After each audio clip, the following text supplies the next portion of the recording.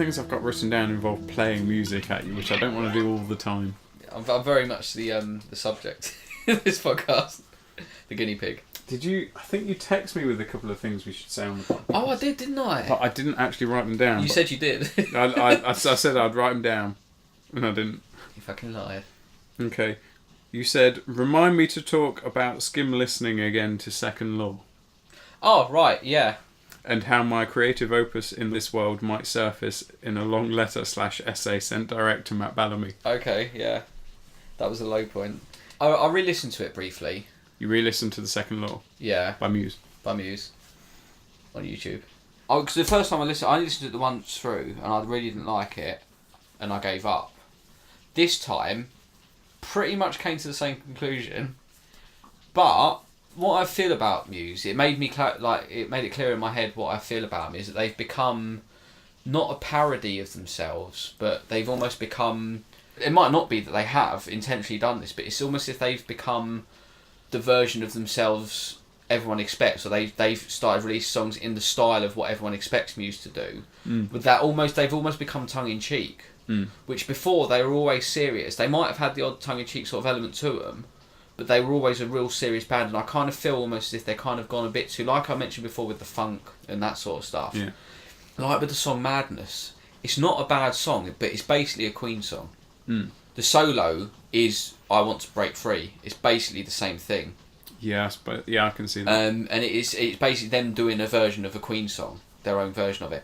And it's kind of like, and it's not a bad song really. To be fair, when I listened to it, I thought, oh, this is a pretty cool song. But it's just like the first song I listened to on Second Law, I can't remember what it was. I was kind of enjoying. I can't remember what the first song. The first song is Supremacy, which sounds like it's more of an Origin of Symmetry kind of sounding Muse song. If they tried to make a Bond song. But then there was something about that song where there was certain bits of it like started. That was I think what it was. That it had, like I was saying before with the Adele song, it has a really good chorus, but then the verse is crap. But they've kind of become, I don't know what it is about them, but they've just become a version of themselves that I feel they're kind of.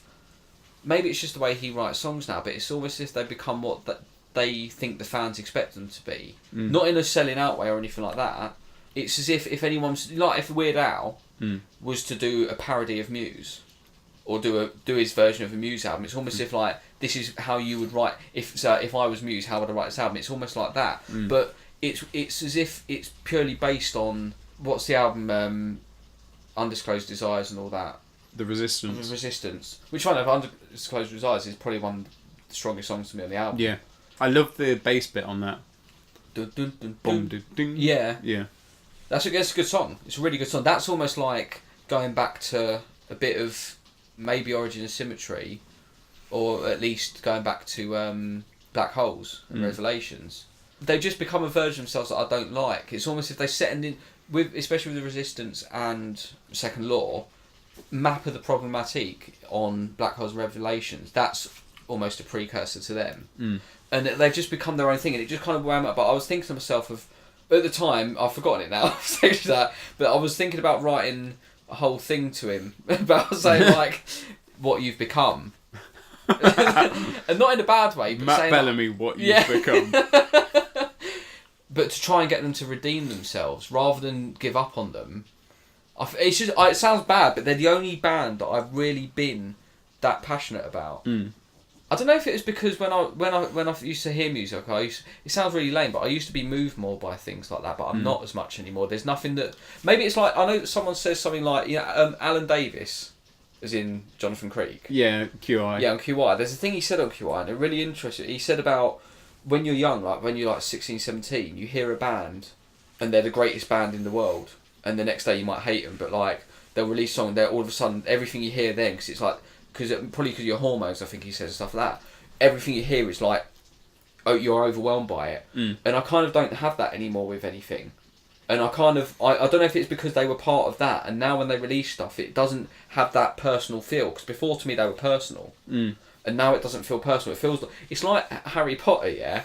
When I first read Harry Potter, I mean, I didn't get into it when it was first released, but when I read the first 2 books before the third book, Prisoner of Azkaban, was released. Yeah. And not many... It was really big, because to be fair, by that point, the first book had won an award, and I think the second book, I think they both won a Carnegie Award or something like that. I think what you're saying is the difference between writing something from the heart and then when it becomes public... Writing something... with a certain expectation, and trying to live up to that expectation. Like you were saying about the whole first album thing, like it might be all them years of stuff coming through, and it all basically comes to the first album. Then the second album, they kind of think, well, what do we do? Do we do something in that style rather than think we got these songs ready?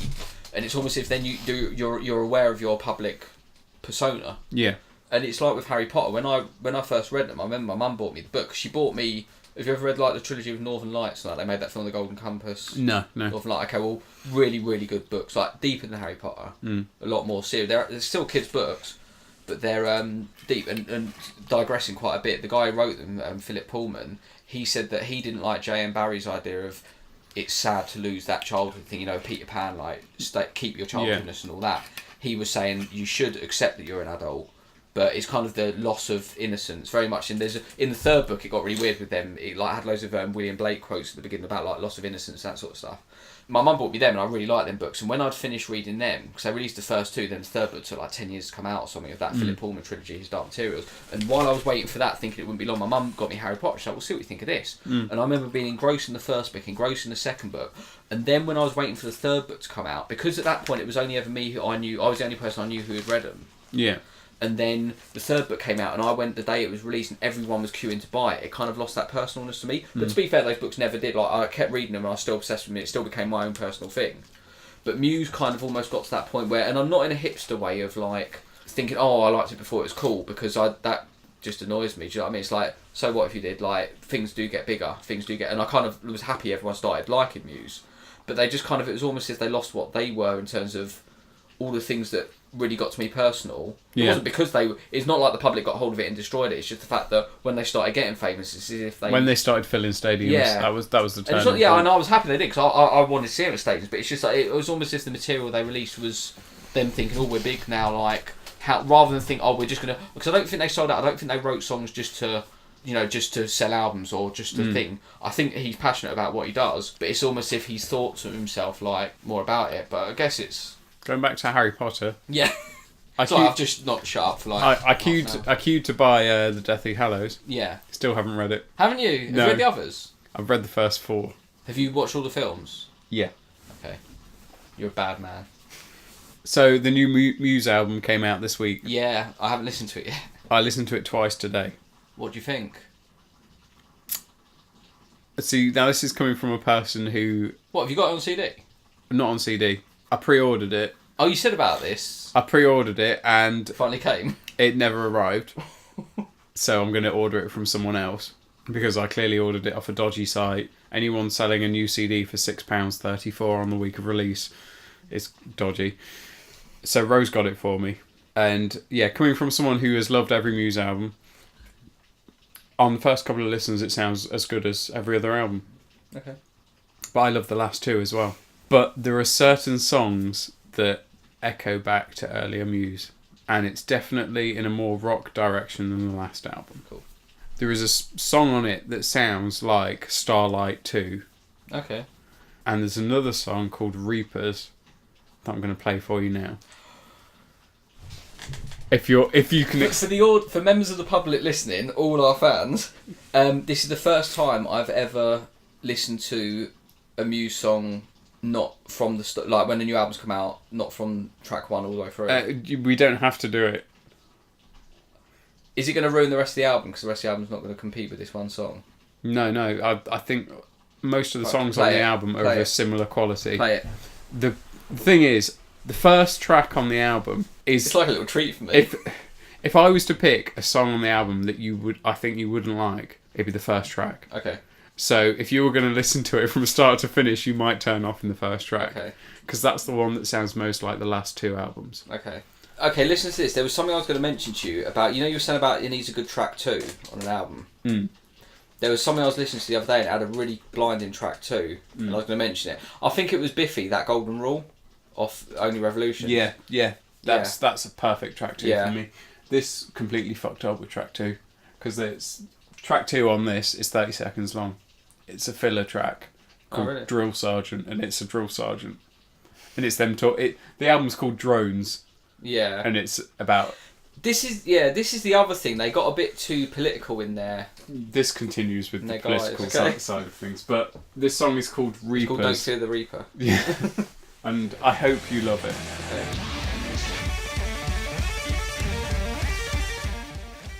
So yeah, that was Reapers by Muse as released this week. Okay. Well, I say as released. What was the start of this week? Monday. What's the date today? 12th. 8th. Monday's the 8th Yeah. of June. As released Monday the 8th. What did you think? Okay, I'm completely torn with that song from it being amazing and ridiculous. I'm happy it's more in the direction I would have hoped in terms of it's a lot more erratic. Yeah. A lot more, it's not just structured as such, it's a bit more out there. Mm. Some of the bits are really good. The chorus is fucking brilliant. Mm. The verse is a bit weird. The verse is basically everything 80s thrown into the verse. Yeah. Everything that brings up the 80s. That end bit where the bass kicks in, then it goes to guitar, that's very much like a Smashing Pumpkins song. Mm. There's doo-doon, doo-doon, doo-doon, doo-doon, doo-doon, doo. There's a Smashing Pumpkins song. They do like to echo back to a lot of 80s and 90s Which is stuff. what they do. I mean, that's another thing. I feel they've done that a lot more recently, like with Madness. And there was finger tapping. Yeah. I mean, he's good at that. He did stuff like that in like Dead Star. Yeah. And stuff like that, and it was really well. But when he did Dead Star, it was really dark, all minor, all sort of like quite dark, and either like what's the word, monotonic maybe, or like. Now he's just completely over the top, He's ridiculous. They've got a happy edge to him that I don't like. Like, you know, like the song Philip. Do you remember that track 3 of Showbiz? Yeah. That had a bit of happiness to it, but then it went sad again. And it kind of fits, because they're not good at doing happy, I don't think. Well, they're all right, but it fits the fact that whole album and Origin Symmetry are pretty much sad albums. There's not really a happy song on them. If you think about it, it's all quite sad and quite despair. And that's what maybe that's what I'm missing, because I've got a thing against happy songs. I don't like them. A lot of this new album is at least more on the rock side of things. Yeah, but like that's good. That's got a lot more riffage in it, you know, even if though it is throwback stuff. It's got a lot more riff in it. I like that feel to it. Talking about throwback stuff. But this is what I said to you the other night when I made that phone call to you. And I started getting passionate. That you started crying, and then I started to hear these weird sloppy noises. Yeah, that was the one, yeah. That was the one. Then I hung up abruptly. Was the fact that I said to you, I'll give them 2 more albums to see if they go back. I think because the last 2 albums have thrown me off them, so they need 2 albums to bring me back in. This is one of them. You should definitely listen to this. And their next album best be a blinder. Just get over that first song, which I really like, but I don't think you will. Okay. Do you want to play me the first song? No. Because we I've can't heard just one sit song. here and listen to music all night. We're going to do this. This is our night now. I will say something. Yeah. What I have noticed, all their songs have decided to have very political names. JFK, Yeah. Drill Sergeant, Psycho is all about in the video and all that. Maybe they've just become more obvious. I want to play you a bit of the song Mercy because it's so clearly Starlight 2. Okay.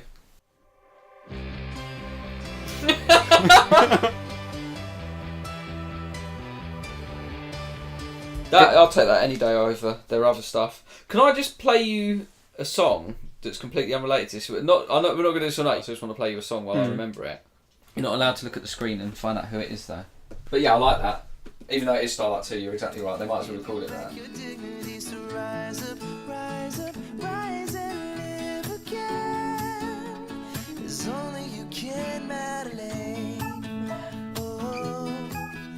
What do you think? Do you think it's an alright song? Or do you not really like it? I think that's alright. It's not the sort of thing I'd listen to, but I like it. It's alright. Backstreet Boys playing their own instruments. Is it? And singing, yeah. It's good for them, I thought. Yeah. Like, I don't mind some of their pop I stuff. heard that they do a lot of their own stuff. I saw them with my missus. We went to see them at Isn't it the one Birmingham. guy? The one guy with he's the least attractive looking one, and he's got like an earring or something, and he always looked the most like street one, and he had the best voice. Yeah. Oh God, what's his name now? I Is know it Howie? Yeah. I think it is. And one of them left them and then came back. I think that was him. But yeah. Anyway, I saw them live. and they did a whole section in the middle of the set where they just got all like bongos, acoustic basses, acoustic guitars out and played, and that's Nick Carter, the blonde one, singing the main bit of that. Have they still got all their members? Well, I don't think they've had any operations, but but they have got some psychotic fans, so I don't know.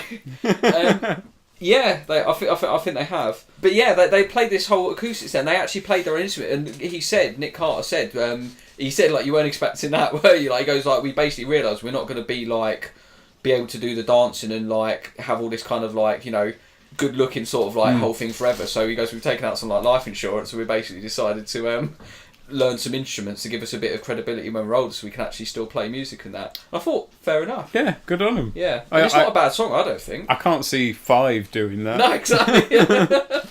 They're trying to, bring themselves up to take that level. Yeah, exactly. Yeah, that's it. And I kind of thought, that's kind of cool because it wasn't expected. Because they don't have a Gary Barlow.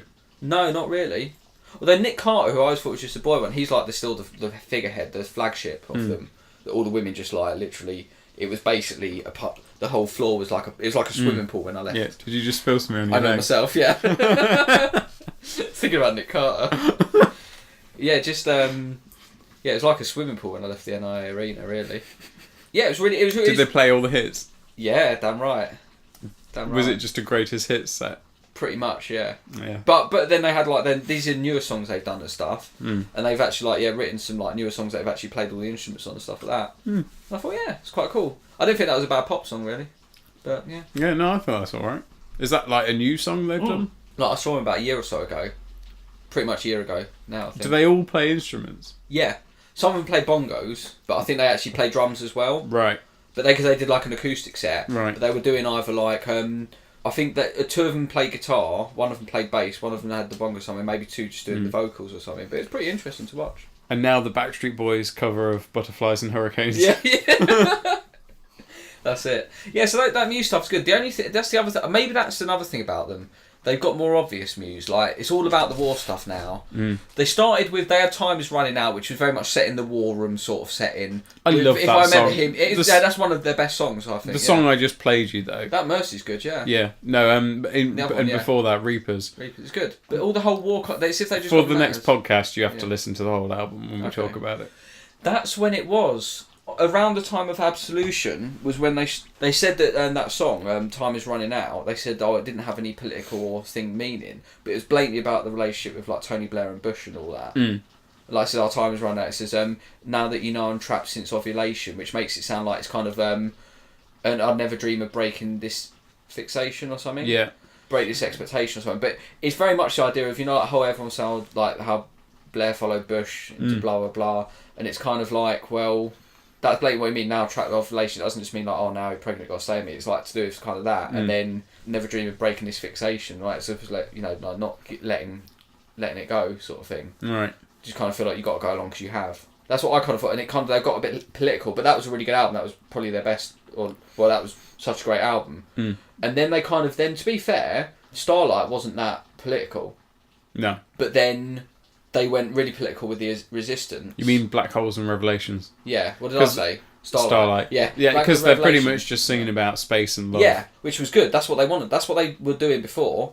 That's what they should really stick at. But then they kind of went, it seems to me a bit political with the Resistance. He loves politics and conspiracy theories. But like I said, don't bring it into the music. Keep the music about music. It could be worse. It could be like U2 and Coldplay. Do you know about that? What? The clicking thing. What Jimmy Carr says. No. About, apparently Bono at his concerts, he goes, every time I click, that's the sound of a child dying in Africa. But then he goes, every time I click, that's a child dying in Africa. So stop clicking. Yeah. That's it. But it's, at least they're not that kind of like political level. I just don't know. I suppose that's for a good cause, even though I don't like you too. But when we're super successful podcaster, and your both your debut and your sophomore album are both quite successful because you planned it out and had half good songs on one, half good songs on the other. So sometime next spring. Yeah, we won't go into politics. No, we're promising our listeners now. If we become politicians, fair enough, because at least that's where politics should happen when you're a politician. But not in the music, not in the creativeness of this podcast arena and other such arenas. Keep it. I don't know. I know there's a lot of music that wouldn't have been written if it wasn't for a reason. Yeah. The problem is, the sort of people to do that are very opinionated people. Yeah. And that means to like their music, you also have to like their views a lot of the time. Yeah, I don't agree with And that. there are very few musicians or people in general that I completely agree with their views. Yeah, or it's even if they're doing it in a subtle way, fair enough. Like that Muse thing. I guess that time's run out. If it was about politics, which he says it wasn't, I think it was. At least he's kind of covered it up. He's not just oh, this is terrible. But with these songs, it's very obvious. It's very overt. Yeah. I don't like overt things in general. He's got a song called JFK. Yeah, exactly. And he's got that's it. He's got a song called Drill Sergeant. Yeah. And that's like name of a hot man in a porno who comes along. City of Delusion. City of Delusion. Yeah, that was a really good song though. That was probably my favourite song off that album. City of Delusion. Was that about politics? Probably. And then there's Nights of Sidonia. Which should have been the album opener. Was it? Should have been. But problem But then what do you end on? if you put that at the start, Unless you end on City of Delusion. everything else doesn't seem quite as good. Take a Bow's a good opening. It starts. I don't like Take a Bow that much. It's the weakest song, apart from Invincible. I know Invincible's the weakest No, song. I do think Take a Bow is the weakest song. Do you? I don't. Yeah, I think it's You're wrong. I think it's very poor when you compare it to Apocalypse Now. Yeah. It's just a good opening track in terms of... It's one of them slow burners. It kind of starts with that kind of midway... It doesn't start with really slow building. Like, like Apocalypse Please has that dun dun dun dun. Sorry, when I said Apocalypse Now, you know I meant I know Apocalypse what you mean, Please. yeah. They started the album with the whole audio track, 3 hours worth of that film was track 1. The first 3 to 4 CDs of Absolution was actually the intro track. was actually Apocalypse Now, Yeah. and all the monologues by Martin Sheen on the boat. Yeah. And then they went into Apocalypse Please. Yeah. It just didn't fit together, did it? It just didn't work. And people say he's a bit over the top. Yeah. Again, he has to mention bloody war, doesn't he? The weird thing is, I always say Apocalypse Now, and that's the first time when I said that it's not. She'd have said it. Yeah, that whole thing, like, it starts off...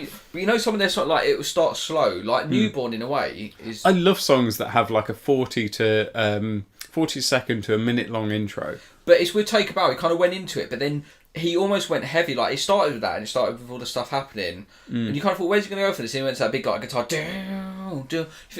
It's a different one. It's one of them ones where, with Newborn and with Apocalypse Please, well, there's the intro and then Apocalypse Please, which is basically part of the same song. It's just that marching sound. It's a great song. But Take a Bow is almost like it sets you up for the rest of the album. The song itself is that good, but it kind of gives you a feel of the whole album, what's to come. That's what I found. I feel a lot with the latest album and the past couple of albums. If you go back to The Second Law, obviously there's the dubstep stuff in there. I feel like he only did that just to keep the band in the charts. Because since 2005, 2006, when we stopped listening to new bands, there's a reason that's the point we stopped listening to new bands, is because there were no new rock bands. All chart music was chart music. It was poppy. Other than the Foo Fighters, there pretty much and Fall Out Boy, there were no rock bands in there. No. So Matt Bellamy... Let's face it, only one of them is a proper rock band. Yeah. And I think Matt Bellamy put a lot of bassy, dubsteppy bits and got Nero to even produce one of the tracks. He produced... that song with the woman reading the news at the beginning. That wasn't actually on the No, album. not that one. It was a single. Okay. It was track 5 or 6. I suppose it's kind of like the equivalent of Invincible. Oh, all right. I really don't like Invincible. With some wob bits. Yeah. So I think they kind of did those to keep the band in the mainstream, and they had the song Survival as well, which was the official Olympic. That was the first track.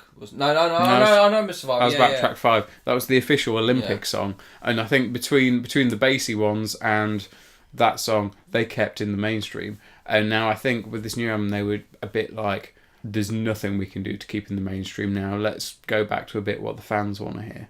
So they've only got one song I would consider a normal...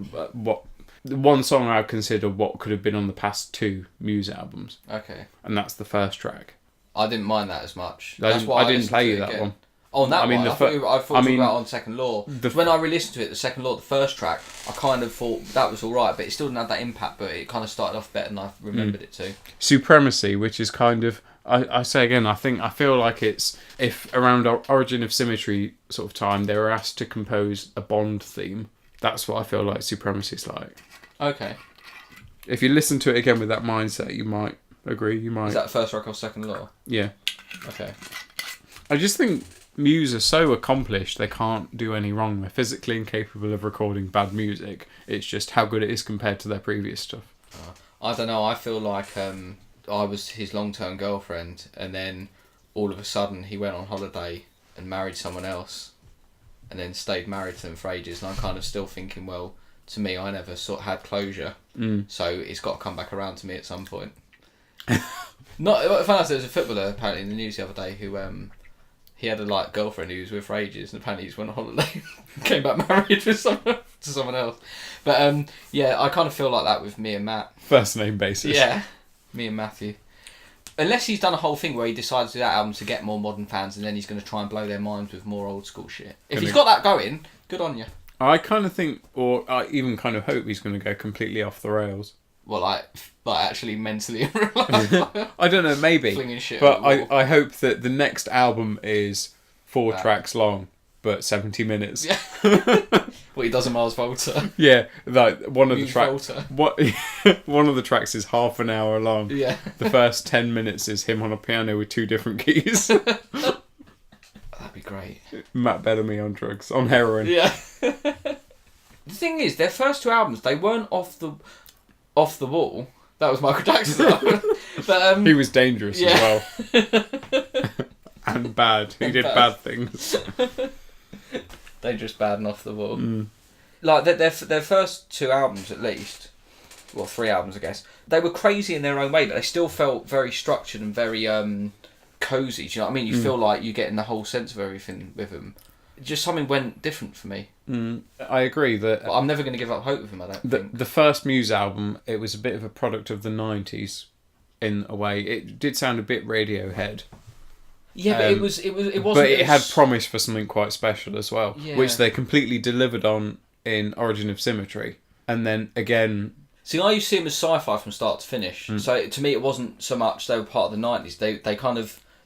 without sounding really lame, they kind of transcended time for me because they never had any link to me. I know what you mean about the Radiohead thing, especially with his voice. He was like a more powerful, full-on Tom York, and their style of music, there was sort of similarities. Even though Radiohead had a subtle thing going, Muse were full-on. There was no real subtlety as such. I think Absolution is where they found out who they were. Because it was operatic, but it also had little synth bits in. It had littered in it little bits of what they were, and it had hard as fuck rock in that as well. Yeah, and when it came to Black Holes and Revelations, that was then when they found out how they could do the perfect pop songs within what they still were, and that album was a weird one for me because it had 6 amazing songs on. I think about 6 and 5 very good B-sides. Okay, what would you say then? What, the 6 amazing songs on that? Starlight, Knights of Sidonia, Map of the Problematique, you dare say Supermassive Black Hole is one of those. Okay. One of those B-sides. City of Delusion. Yeah. Assassin. Not Assassin. No? No. Just 5 songs. Just 5? Just 5 amazing songs on that album.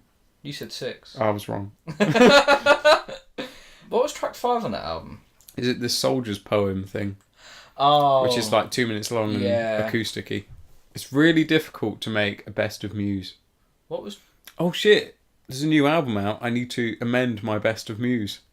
Are you going to take off or just add? Well, I've got... My best of Muse is already 2 discs long. So I'm going to...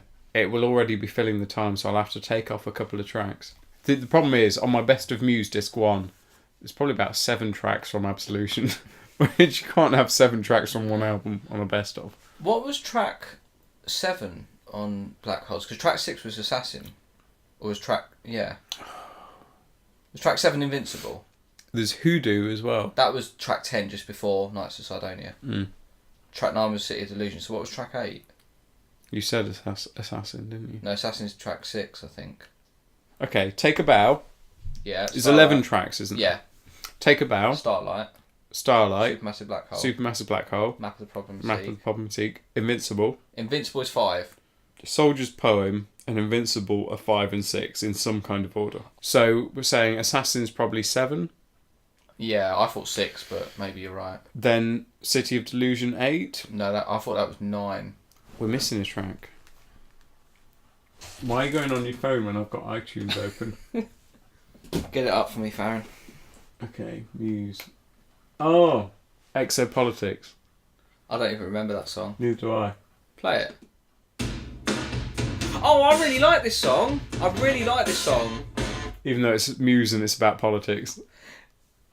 I didn't really, yeah. Apart from that, there's a bit just after the first verse, the first chorus. This guitar bit. Play it. Play it now.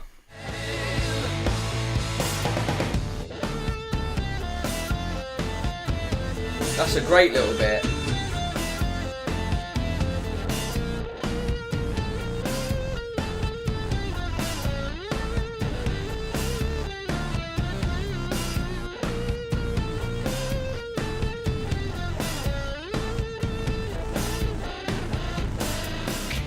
That's A-side material. This is the song I said you would hate. Fix up, look sharp. I think the way he's playing guitar on that album is he's a bit more relaxed and he's having a bit more fun. You don't really notice as much guitar in the other ones, really, apart from when he does an obvious solo. But yeah, are you going to listen to Yeah, I think I am. Yeah. I really like that. Oh, good. Well, that solved this. I won't speak about him ever again. Yeah, that's more what I want. Something interesting about Muse and Matt Bellamy. They've never, guest played on any other artist tracks. They're just Muse. Yeah. Although, do you know he did the music for World War Z? So not all of it, but it was written by Matt Bellamy, performed by Muse, is what it says in the credits to World War Z. Didn't they just use bits from Muse songs? Is that what they did? Is that parts of the end of Resistance, that 3-part classical? Is that what it is? I think it was parts of Xxxxx. This is additional material written by Matt Bellamy. Because they had a composer for World War Z, but it also said him.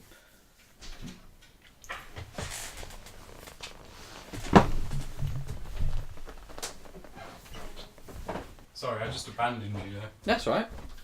Hi, Rose. I don't think she has. Blanked. Yeah. She's going to watch Orange is the New Black. Have you ever watched it? It's meant to be alright. I've seen bits and bobs. It seems okay. I really like the idea of a woman's prison. Yeah. I want to be one of the guards. Or one of the women. There's the actress Laura Prepon, who was also in that 70s show. Was she Mila Kunis? No. She was Did you ever watch it? She had the red hair? Yeah, the ginger one who was... What's the main guy called in it? He had a weird name, Topher Grace. Yeah, who was also in... he had a very illustrious movie career in Spider-Man 3 as Venom. Oh, was he Venom? Yeah, that was his only big movie role. Really? And didn't go too well. Yeah, Laura Prepon from that 70s show. Is she the main girl in it? She's like the girlfriend. She's very She was right in that 70s show. Better in this. Do you want me to find a picture? Go on then. Yeah. I might have to slow down my drinking. You getting pissed? Yeah. Yeah, that's what she looks like in Orange is the New Black. Yeah. She's giving me a prep on. She's the second most famous Laura Prepon. Laura.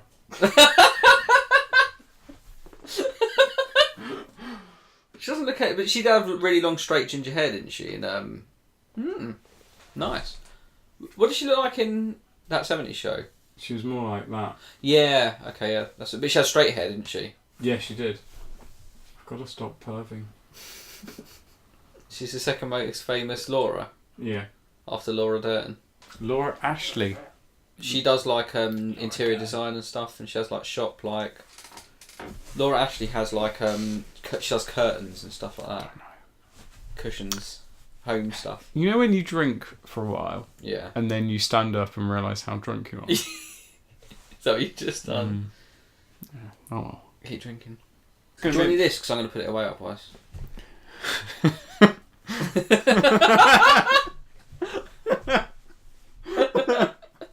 Put it away. I was going to finish this and... There you go, it's finished. Thank you. You might have one more for the road. One for the chode. If you're getting a taxi, you might as well. Yeah. How much would it offend you if I put Pepsi in it? Quite a lot. I'd probably beat you to death with the bottle, like El Capitan in that Pan's Labyrinth. No, you can do what you want, man. I'm not going to... See what it's like. No, I've got no Pepsi left. I just wanted to see what you'd say.